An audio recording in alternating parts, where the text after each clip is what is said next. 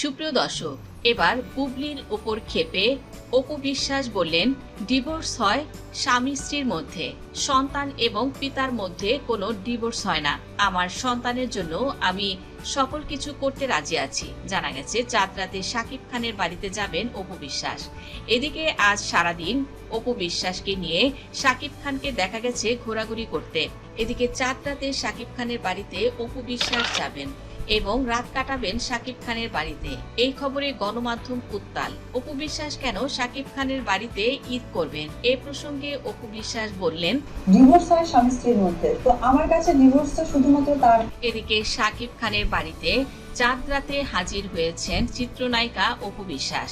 সঙ্গে ছিল চমক দেওয়ার মতো অসংখ্য কিছু উপহার। শাকিব খান এবং তার বাবা মায়ের জন্য নিয়ে গেছেন বিভিন্ন ধরনের দামি গিফট।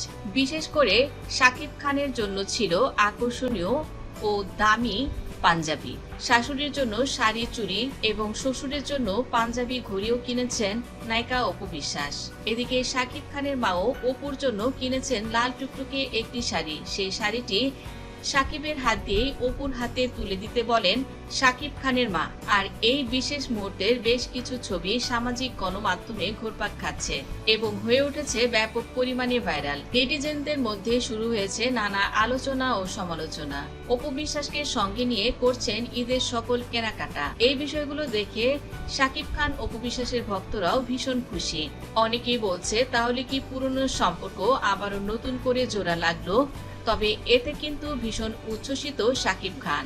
তিনি দীর্ঘদিন পরে শাকিব খান অপুকে কাছে পেয়ে তিনি গাড়ি নিয়ে ঘুরতেও গিয়েছেন। শাকিব খানের বাড়িতে চাঁদ রাতের মুহূর্তগুলো কাটিয়ে চাঁদ রাতে ঘোরাঘুরি করেছেন গাড়ি নিয়ে শাকিব খান অপু বিশ্বাস।